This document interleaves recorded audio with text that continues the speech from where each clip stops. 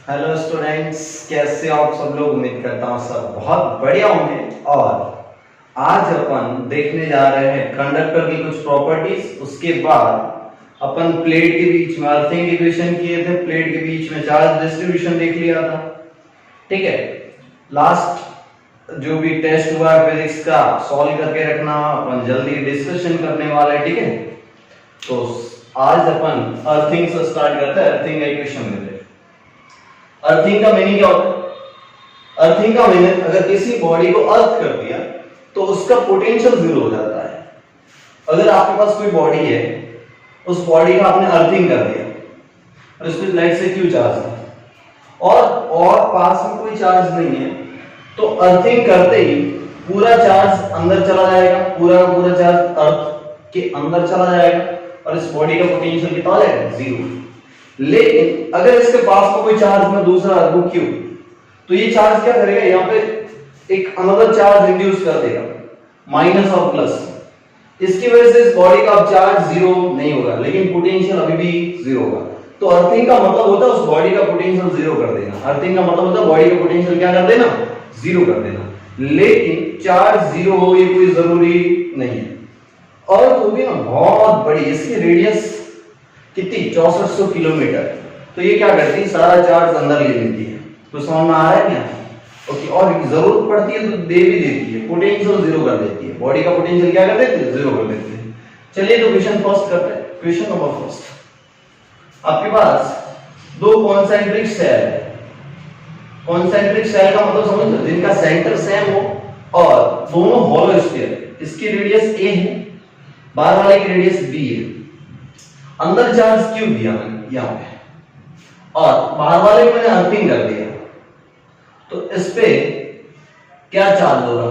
या फिर इसको मैं चार्ज दे दूं क्यू, तो इस बाहर वाले पे कितना चार्ज होगा? चार्ज जीरो होगा क्या? कुछ कह नहीं सकते। लेकिन एक बात श्योर है कि ये वाली सरफेस है, यहां का पोटेंशियल जीरो हो जाएगा। इस सरफेस का potential should be zero. Yes और नो, ये कॉन्सेप्ट क्या था? अर्थिंग का। अगर आपने बाहर वाले सरफेस को अर्थिंग किया तो बाहर वाले का क्या हो जाएगा? Potential zero. तो इस सरफेस पे चार्ज कितना होगा?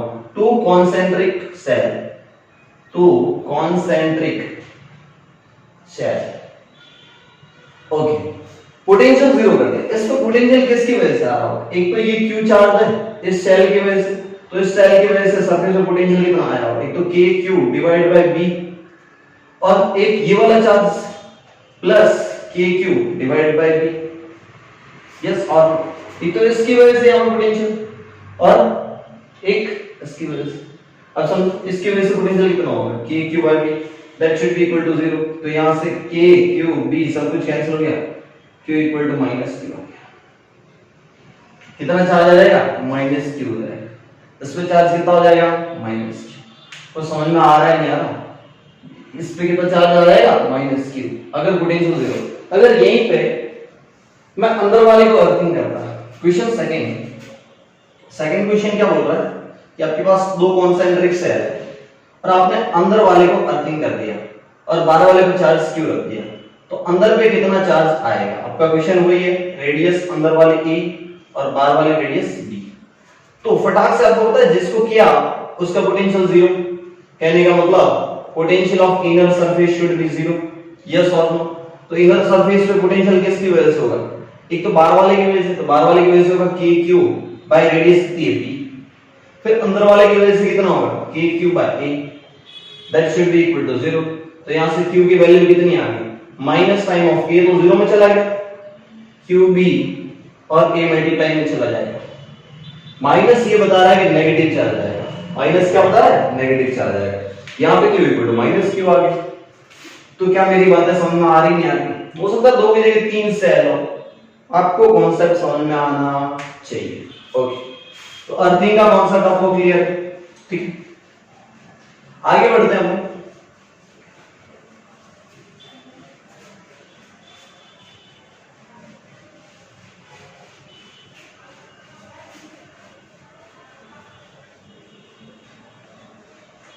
अर्थिंग के केस मत छोड़िए। Question number third,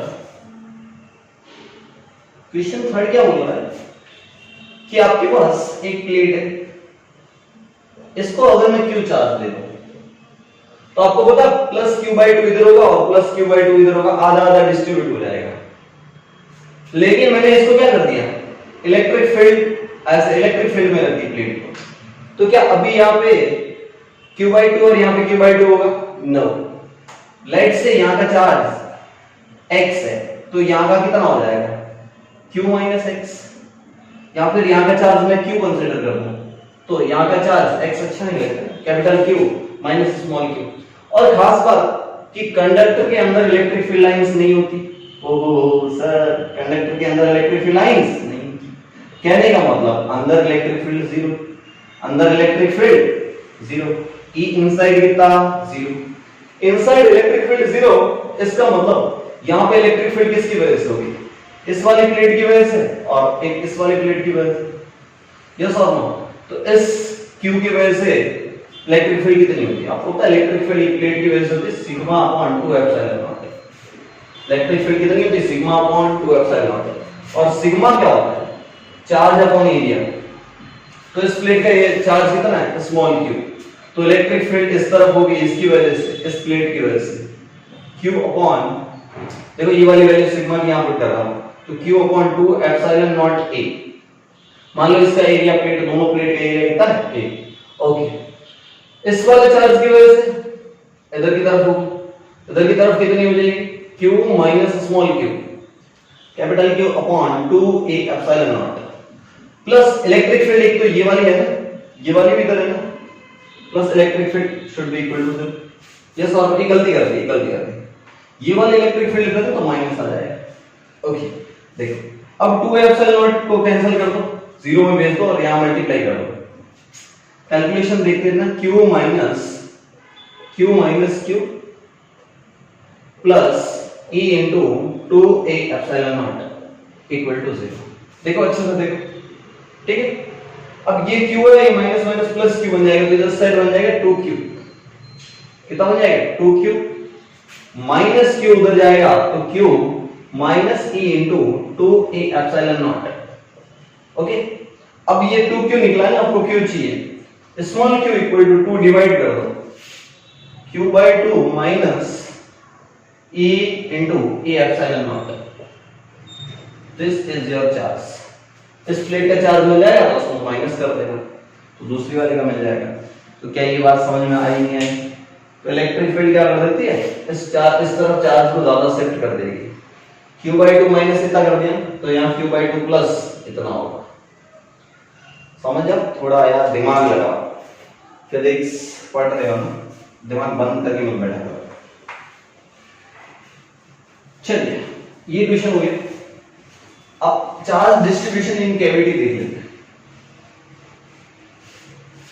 charge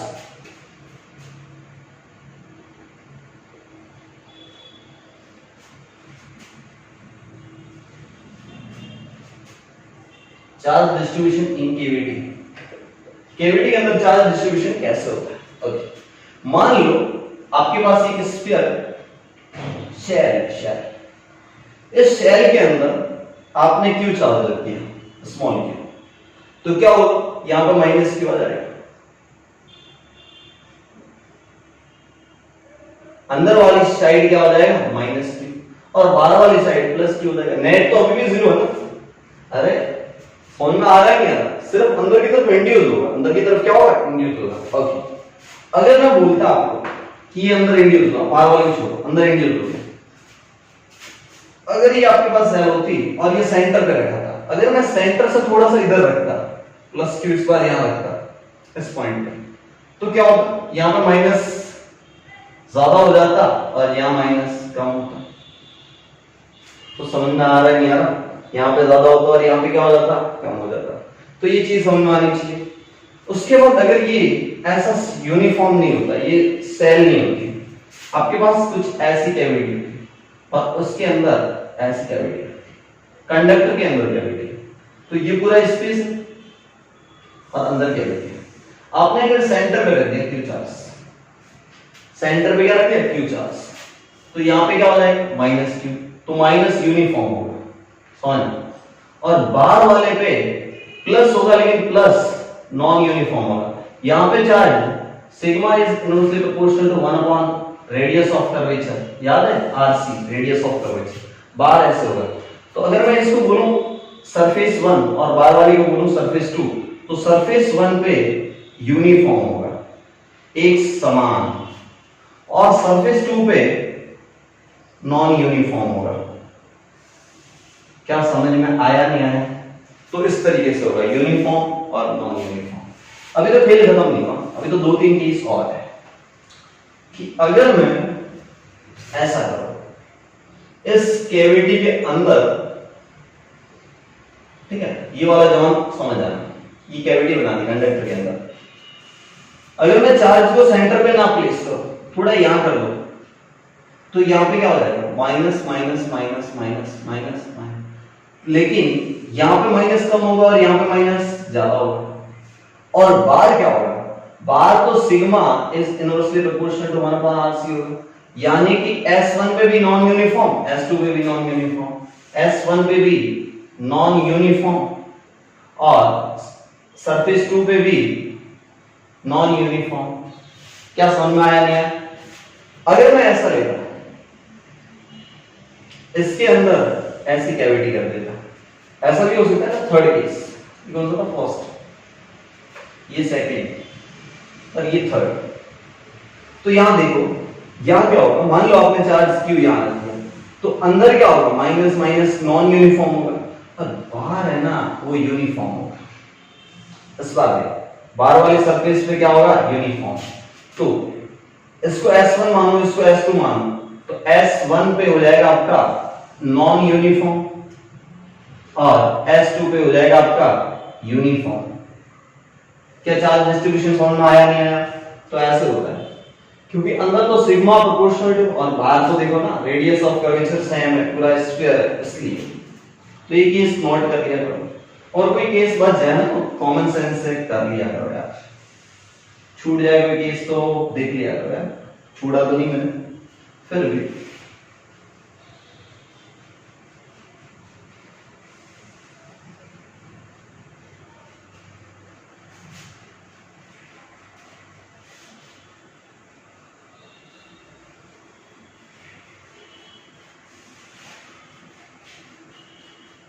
cavity के अंदर चार्ज डिस्ट्रीब्यूशन फ्लो है, ठीक है।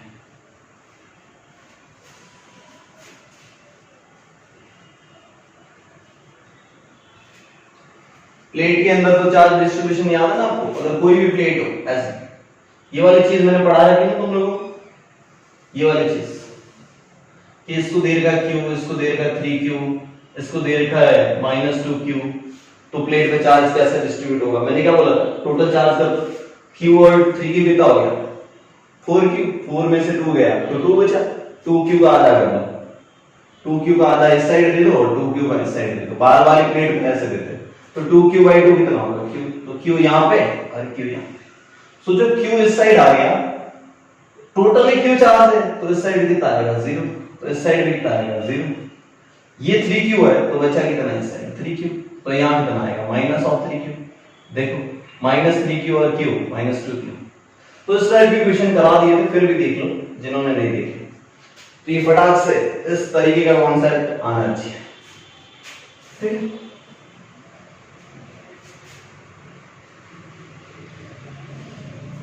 एक और कॉन्सेप्ट बताता हूं ऐसे कि अगर इस पे चार्ज है कैपिटल Q और इस पे चार्ज है स्मॉल q, और इस प्लेट को अर्थिंग कर दी, इस प्लेट को क्या कर दी, अर्थिंग।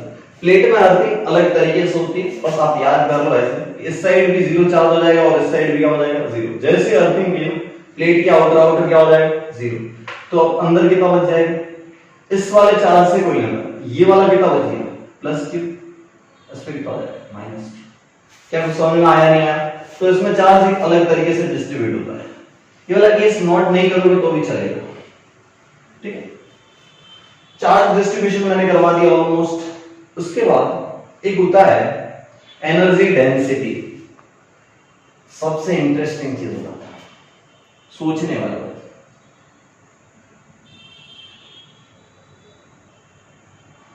Energy density.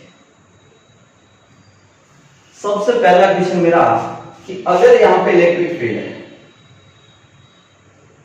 और इलेक्ट्रिक फील्ड के अंदर मैंने किसी चार्ज q और m मास उस पार्टिकल को मैंने छोड़ दिया, तो वो क्या करेगा, यहां पे दौड़ने लगेगा क्योंकि उसमें एक फोर्स आ जाएगा q * e इलेक्ट्रिक फील्ड की वजह से।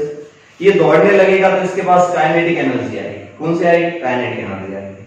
तो ये एनर्जी कहां से आई? ऐसा तो नहीं है कि चार्ज ने कहीं ग्लूकोज की बोतल ले ली और पी के भाग गया। अबे एनर्जी कहां से आई? एनर्जी तो आई इलेक्ट्रिक फील्ड की वजह से। इलेक्ट्रिक फील्ड ने फोर्स लगाया। एक तरीके से जहां पे इलेक्ट्रिक फील्ड होगी वहां पे कोई ना कोई एनर्जी होगी, वहां कोई ना कोई क्या होगी? एनर्जी होगी।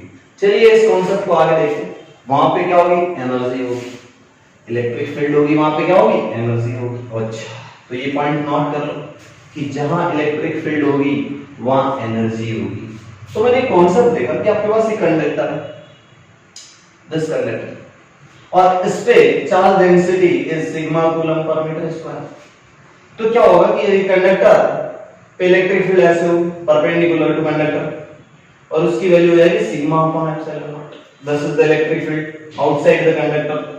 यस, और ये सिग्मा कौन सा होता है? यहां की चार्ज डेंसिटी, पूरे की नहीं, यहां की। इसको बोलते हैं लोकल चार्ज। लोकल मतलब वहां का, बोलते हैं ना तो लोकल वहीं का, तो यहां की चार्ज डेंसिटी। ओके, अब कॉन्सेप्ट का आता है। मैंने मान लो कि एक फ्रेम थी, ये थोड़ा एक्सपांड कर गया। ये एक्सपांड क्यों करा? रीजन सुनो, क्योंकि रिपल्शन करेगा।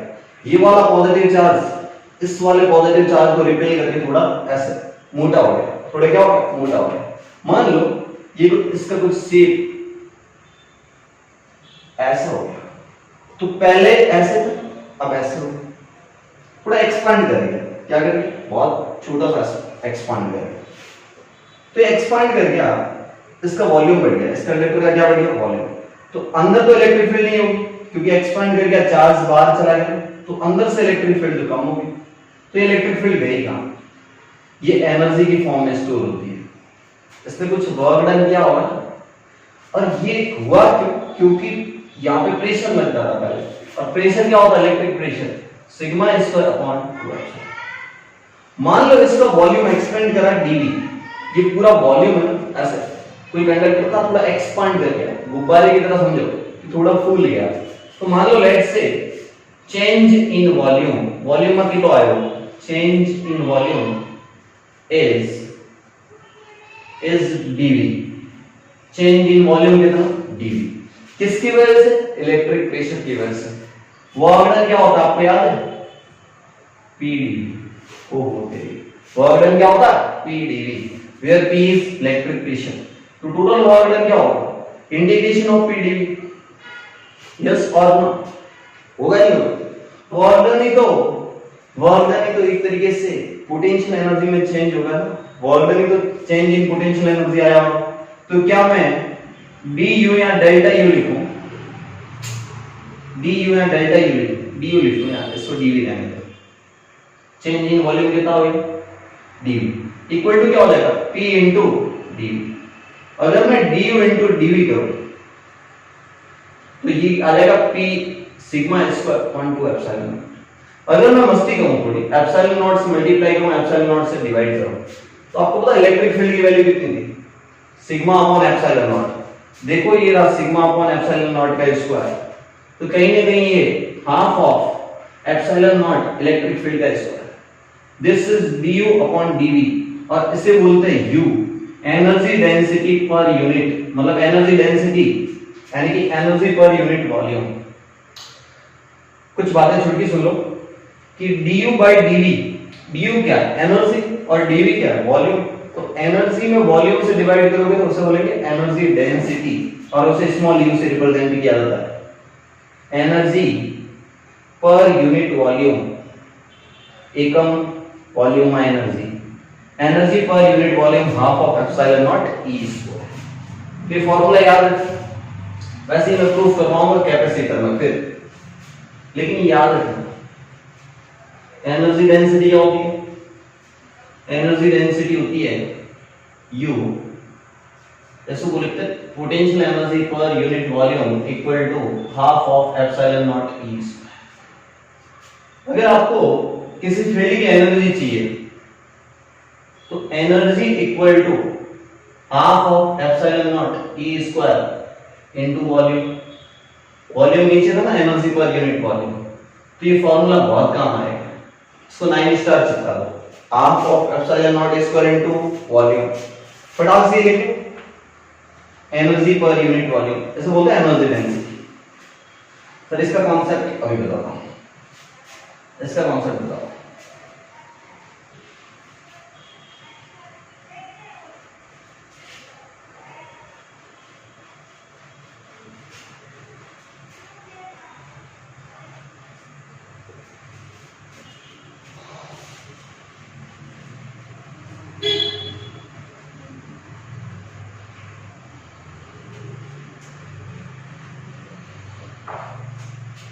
क्वेश्चन फर्स्ट, क्वेश्चन बोल रहा है आपको कि आपके पास एक प्लेट है, इनफाइनाइट प्लेट है ऐसे, और इस पे charge density sigma coulomb per metre square. Infinite plate है, कैसी प्लेट? Infinite plate. इससे यहां पे डी डिस्टेंस पे, डी बहुत स्मॉल है, यहां पे एक क्यूब रख दिया। क्या रख दिया? क्यूब।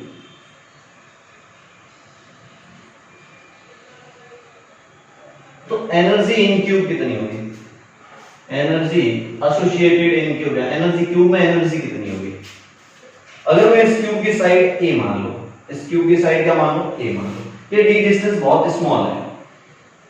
बहुत स्मॉल है कहने का मतलब कि इस प्लेट की वजह से यहां पे इलेक्ट्रिक फील्ड कांस्टेंट होगी, और इलेक्ट्रिक फील्ड की वैल्यू हो जाएगी आपके पास sigma upon 2 epsilon. This is the electric field, yes और नो? और इसकी साइड ए है, दिस इज द क्यूब। तो आपको पता है energy equal to half of epsilon naught E square into volume. अब देखो half of epsilon naught E square, E की वैल्यू कितनी? Sigma upon 2 epsilon naught. तो ये हो जाएगा सिग्मा अपॉन 2 एप्सिलॉन नॉट का होल स्क्वायर इनटू वॉल्यूम कितना होता है? ए का क्यूब, साइड का क्यूब ना, तो ये आंसर हो जाएगा। ये क्या हो जाएगा? आंसर हो जाएगा। तो क्यूब में इतनी एनर्जी स्टोर रहेगी। चलिए आगे बढ़ते हैं। इस तरीके से क्वेश्चन आ सकते हैं, इस तरीके के क्वेश्चन चलिए आना चाहिए। कौन सा आना चाहिए? हाफ ऑफ एप्सिलॉन नॉट, इसको कॉपी के ऊपर लिख लो। Half of epsilon naught E square copy के ऊपर लिख लो। Energy density, energy per unit volume. ठीक है, आगे बढ़ते हैं। एनर्जी डेंसिटी होगी अपना। चलिए एनर्जी डेंसिटी के बाद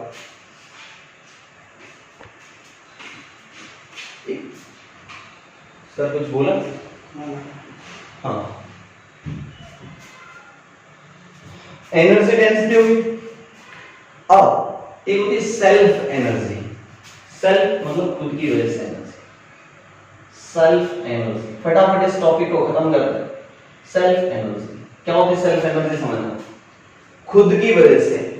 लाइक से इसमें फर्स्ट सेल्फ एनर्जी, ये एनसीईआरटी में नहीं है, जेई के लिए। Self energy due to hollow sphere, due to hollow sphere. Hollow sphere की वजह से सेल्फ एनर्जी क्या होगी?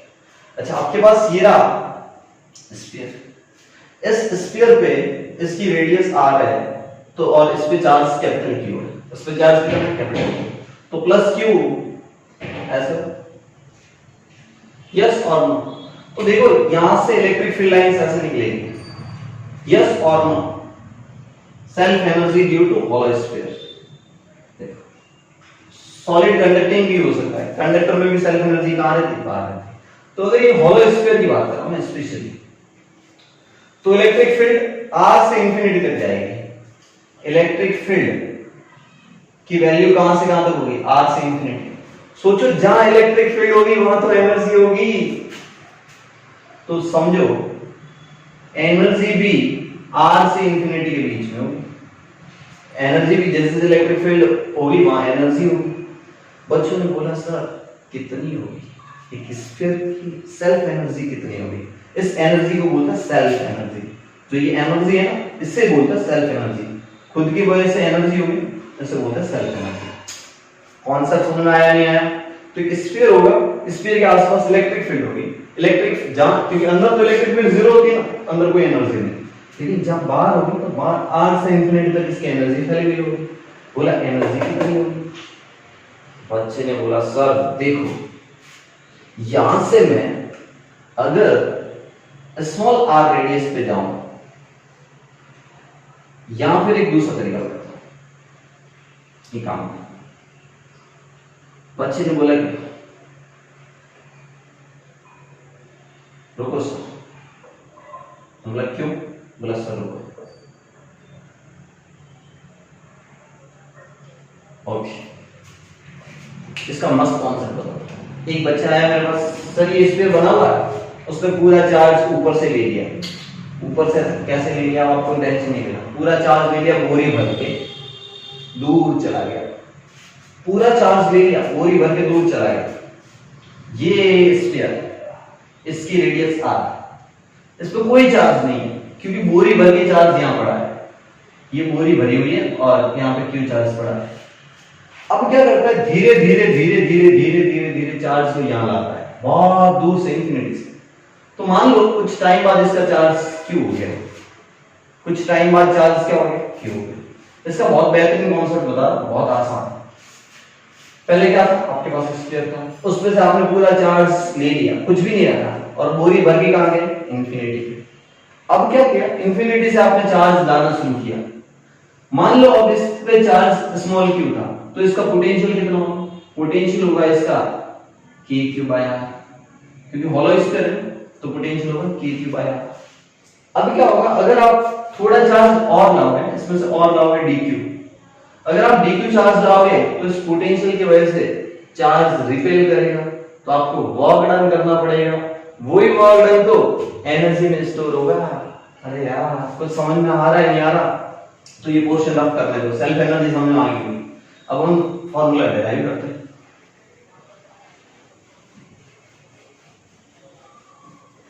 वर्क डन होता है क्या फटाक से?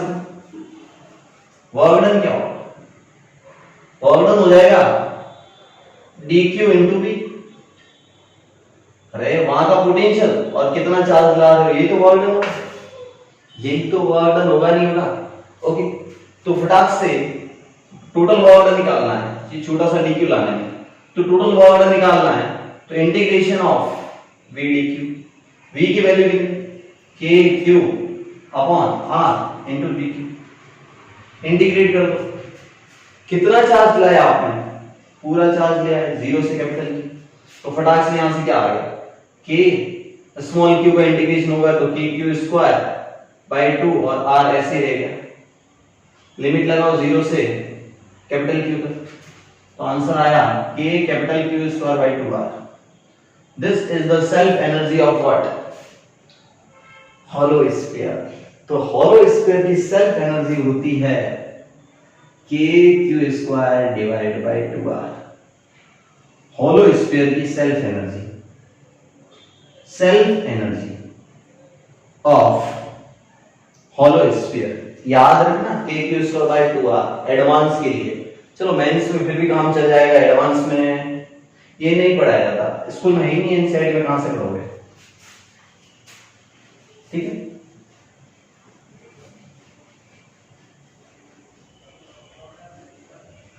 इसका दूसरा मेथड खुद से सोचना। दो मेथड है मेरे पास, दूसरा नहीं बता रहा। ऐसे ही मेरे को एक भी समझ में नहीं आएगा। कॉपी के ऊपर लिख लो k q square by 2r self energy. Self energy due to नहीं लिखो, सेल्फ एनर्जी ऑफ लिखो। इंग्लिश का तो मैं मास्टर हुई ना, तो बताएं self energy of solid sphere, self energy of solid sphere. चलो नेक्स्ट क्या आपका? Self energy of solid sphere. Self energy of solid sphere. Solid sphere की सेल्फ एनर्जी कैसे होगी? मान लो आपके पास ये स्फीयर है, अब के पास सॉलिड, इसका क्या मतलब? हर जगह चार्ज हो और अगर ये कंडक्टिंग हो गया तो चार्ज तो बाहर चला जाएगा, मतलब नॉन कंडक्टिंग है। स्फीयर के हर जगह चार्ज है और वो टोटल चार्ज लेट से q और इसकी रेडियस कैपिटल r, रेडियस कितनी कैपिटल r। तो इसकी सेल्फ एनर्जी कैसे होगी? अब समझना कि इसके अंदर इलेक्ट्रिक फील्ड होती है, अंदर इलेक्ट्रिक फील्ड 0 सेंटर पे होती है, क्योंकि अंदर इलेक्ट्रिक फील्ड कैसे फॉलो करती है, kq/r³ इनटू x। मान लो यहां से x डिस्टेंस पे हो और ये था इनसाइड। इलेक्ट्रिक फील्ड आउटसाइड क्या करती है? Electric field outside simply kq/r²।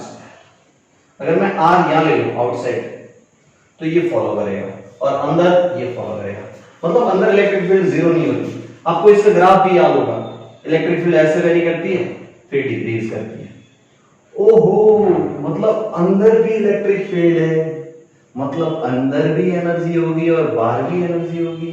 ओहो, मतलब एनर्जी 0 से r तक होगी और r से इंफिनिटी तक होगी। यानी कि एनर्जी कहां से कहां तक होगी? 0 to r and r to infinity. Energy 0 to r होगी और r to इंफिनिटी होगी, दो पार्ट में से मैं तोड़ रहा हूं, ठीक है, समझने के लिए। बाकी एनर्जी 0 to इंफिनिटी होगी, तो समझ में आया नहीं आया? क्योंकि हर जगह इलेक्ट्रिक फील्ड होगी। बच्चे ने बोला इस सवाल को सर कैसे करूं? मैं इंटरेस्ट के लिए बता रहा हूं। इस पूरे गोले को मैंने पीच दिया, इसका आटा बना दिया, बोरी भरी और दूर ले गया। बोरी भर के कहां ले गया? दूर ले गया। मैं यहां लाया, बोरी भर के दूर रख दिया, मैंने इसका पाउडर बना दिया। क्या बना दिया? पाउडर बना दिया। पूरा क्यू चार्ज यहां रख दिया। पिछली बार क्या था कि आपके पास गोला फिक्स था, सिर्फ उसके ऊपर ऊपर चार्ज रखना था। गोले की रेडियस फिक्स थी ना। होलो स्फीयर में क्या होता है? अंदर तो कोई चार्ज नहीं होता, सिर्फ बार बार रखना होता है, तो मैंने बार बार रखा। अब इसमें क्या होगा? इसमें चार्ज धीरे धीरे धीरे धीरे धीरे हर जगह होगा और इंक्रीज करता जाता है। अब देखो कि मैंने इसमें से मान लो क्यू चार्ज ले आया। कितना चार्ज लाया? क्यू। तो क्यू चार्ज का गोला छोटा बना होगा। मान लो इस छोटे से गोले की रेडियस r है और इस पे चार्ज आ गया क्यू। समझना? पिछले वाले और इसमें डिफरेंस समझना। उसमें तो पूरा गोला कैपिटल R रेडियस का फिक्स था, सिर्फ उसके ऊपर लाना था चार्ज। इस बार तो जैसे जैसे चार्ज लाऊंगा गोला बढ़ता जाएगा और जब पूरा चार्ज आ जाएगा तो पूरा गोला बन जाएगा। अब क्यू चार्ज लाया तो इसका पोटेंशियल कितना होगा? पोटेंशियल हो जाएगा kq/r। सरफेस पे पोटेंशियल कितना हो जाएगा? kq/r। बच्चे ने बोला सर अगर मैं अब कोई चार्ज और उठा के लाऊंगा, लाइट से वो चार्ज था dq, वो चार्ज कितना था? dq, वो चार्ज कितना था? dq। तो सर क्या होगा? मैंने बोला देख, अगर तू dq लाएगा तो तेरे पास वर्क डन करना पड़ेगा, वो हो जाएगा q into dq into v, charge into potential. dq कितना? dq। v कितना? kq/r। अब इंटीग्रेशन तो सीधा कर नहीं सकता। क्यों नहीं कर सकता? क्योंकि अब की बार तो स्मॉल r भी चेंज हो रहा है, पिछली बार तो कैपिटल R आ रहा था। तो धीरे धीरे रेडियस भी बढ़ रही है ना और चार्ज भी बढ़ रहा है। बच्चे ने बोला सर अब, मैंने बोला एक रिलेशन याद कर। दिस इज कैपिटल Q कहां पे? कैपिटल Q, तो इसका रो कैसे लिखोगे? Q/4/3 pi r³। तो स्मॉल q इतने वॉल्यूम पे है, तो स्मॉल q इक्वल टू क्या लिखा जा सकता है? ये मैं रफ कर रहा हूं, ये वाली चीज रफ करने दो। रो ऐसे लिखा जा सकता है, पूरे वॉल्यूम में कितना है? 4/3r³ से। तो इतने से वॉल्यूम में कितना होगा? लेट से q क्या हो जाएगा? रो इनटू वहां का वॉल्यूम 4/3 pi r³। रो कितना?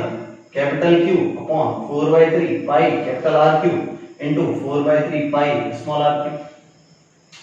4/3 पाई 4/3 पाई गया। Small q is capital Q by r³ into r³। Sir ये स्मॉल q और r³ में रिलेशन आ गया। इसको डिफरेंशिएट करो, मैथ्स आती है ना, डिफरेंशिएट। तो ये क्या हो जाएगा? dq equal to q upon r³ as it is constant और r³ का हो जाएगा 3r² into dr। This is equation number 2 and this is equation 1।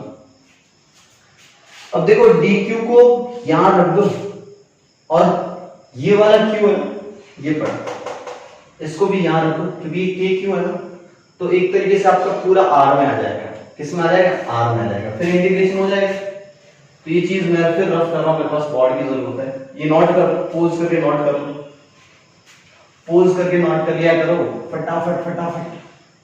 गर्मी लग रही खतरनाक, मैं लेक्चर खत्म कर रहा हूं यहीं पे, बहुत गर्मी लग रही है, माथा दुख रहा है। तो वर्क डन इक्वल टू क्या हो गया, डी क्यू, ये पड़ा d q, q divide by r cube into 3r square d r, और क्या के क्यू बाय आर, के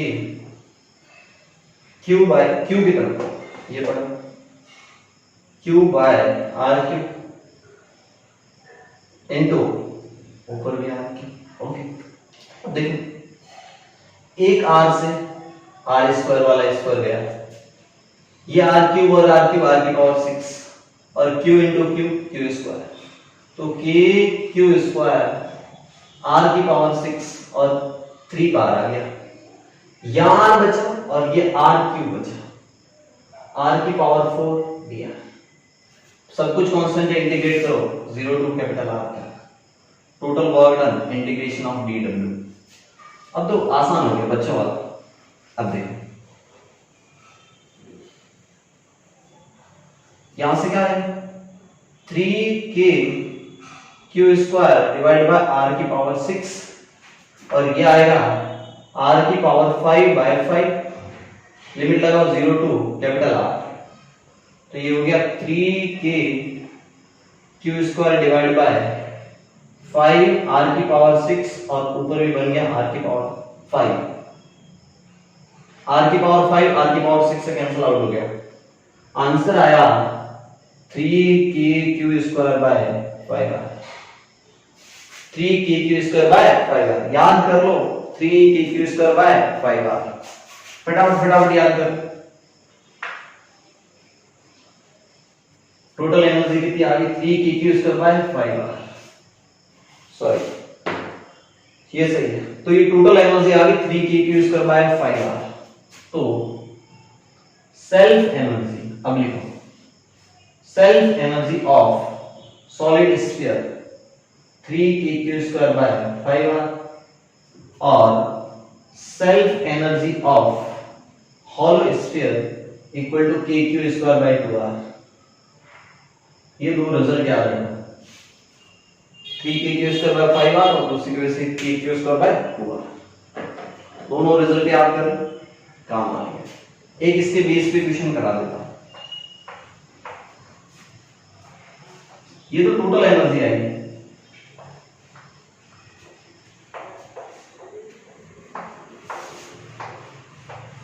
थ्री के Q square by 5r total energy है।